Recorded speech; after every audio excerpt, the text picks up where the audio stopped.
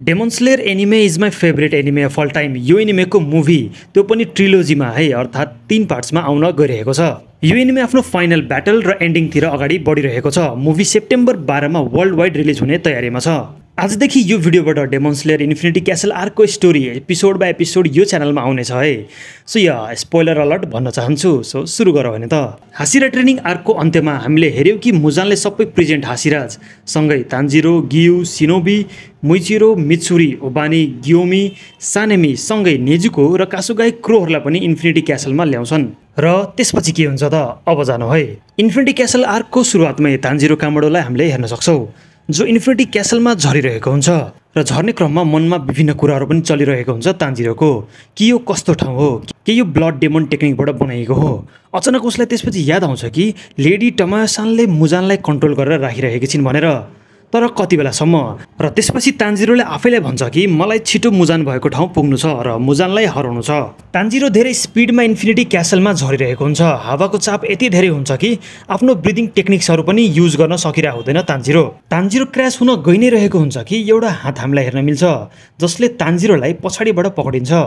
त्यो हात हुन्छ water breathing technique user hashira गियुको। तान्जिरोले खुसी भएर गियुलाई थ्याङ्क यू भन्छ, बट थ्याङ्क यू भन्ने बित्तिकै एउटा घिनलाग्दो डेमनले दुवैजनालाई एट्याक गर्छ। यहाँ दुवैजनाले आफ्नो वाटर ब्रिदिङ टेक्निक युज गरेर त्यो डेमनलाई मार्छन् र त्यसपछि त्यो ठाउँबाट दुवैजना सँगै अगाडि बढ्छन्। अर्कोतिर हामी हेर्न सक्छौँ सर्पेन्ट ब्रिदिङ युजर ओबानालाई, जो चाहिँ एउटा रुममा धेरै डेमनहरूबाट घेरिएको हुन्छ। यो डेमनहरूलाई ओबानालाई सिटहेड भनेर भनिरहेको हुन्छ, किनभने सबै डेमनहरूको टाउकोमा दुईवटा सिङ जस्तो हुन्छ र आफ्नो ब्रिदिङ टेक्निकको युज गरेर यी सबै लोअर डेमन्सहरूलाई मारिरहेको हुन्छ ओबानाले। र यो दृश्य लभ हासिरा मित्सुरीले हेरिरहेको हुन्छ र मित्सुरीको बानी थाहा छँदैछ तपाईँहरूलाई। वाउ कति राम्रो। ओबानालाई हेर्दै एक्साइटेड हुँदै सोध्छिन् कि आर यु हट भनेर।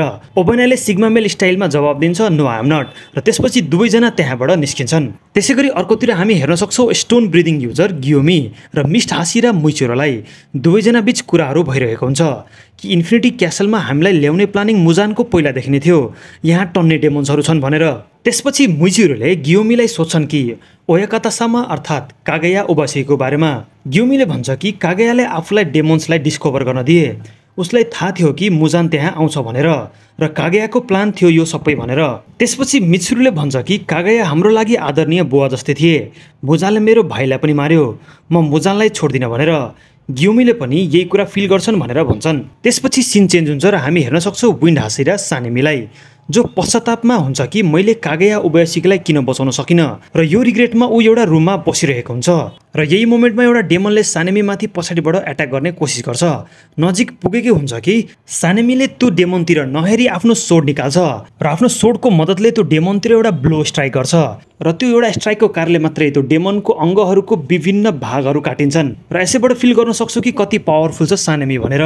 त्यसपछि अझै लोवर डेमन्सहरू त्यहाँ आउन थाल्छन् र सानेमी त्यसपछि एउटा खतरनाक लाफ्टर दिँदै भन्छ कि I will slaughter you all. र फेरि सिन चेन्ज हुन्छ र हामी हेर्न सक्छौँ एकजना फुल स्पिडमा कुदिरहेको हुन्छ र यो चाहिँ अरू कोही होइन, हाम्रो लेजेन्ड इनोसुके, जो कुद्ने क्रममै डेमन्सहरूलाई मार्दै पनि अगाडि बढिरहेको हुन्छ। त्यसपछि फेरि सिन चेन्ज हुन्छ र हामी हेर्न सक्छौँ जेनेसु र गेनियालाई। गेनिया आफैलाई भनिरहेको हुन्छ कि यो कस्तो ठाउँ हो, यहाँ जताततै डेमन्सहरू छन्। अर्कोतिर जेनेसुले कसैको आवाज सुनिरहेको हुन्छ। जेनेसुले भन्छ कि यो त्यही मान्छेको आवाज हो, नजिकै छ त्यो मान्छे, म छोड्दिनँ उसलाई भनेर त्यहाँदेखि जेनेसु त्यही आवाज भएकै ठाउँतिर अगाडि बढ्छ। र अर्कोतिर हामी हेर्न सक्छौँ इन्सेक्ट हासिरा सिनोबुलाई, जसलाई ब्लडको स्मेल आइरहेको हुन्छ र सिनोबु ब्लडको स्मेल आइरहेकै ठाउँतिर अगाडि बढिरहेकी हुन्छ। र जब सिनोबु त्यो ठाउँ पुग्छ सक भइहाल्छ। त्यहाँ टन्नै फिमेल्सहरूको बडी हुन्छ, ब्लडले लतपत, र बिचमा एकजना डेमन ती फिमेल्सहरूको बडीलाई फिड गर्दै हुन्छ। र त्यो डेमन हुन्छ अप्परमन टु डोमा। डोमालाई मेलभन्दा पनि फिमेललाई फिड गर्न मनपर्छ, किनभने डोमाको बुझाइअनुसार फिमेल बडी न्युट्रिसियस हुन्छ र त्यही बेलामा डोमालाई यहाँ एउटा फिमेलको प्रेजेन्स फिल हुन्छ। डोमाले यहाँ इन्सेक्ट हासिरा सिनोबुको प्रेजेन्स फिल गरे हुन्छ है, र ऊ झन् एक्साइटेड भइहाल्छ र यस ठाउँमा गएर डेमन स्लेयर इन्फिनिटी क्यासल आर्कको च्याप्टर 140 सिद्धिन्छ। बाँकी त्यसपछि के हुन्छ नेक्स्ट एपिसोडमा कुरा गर्ने नै छौँ।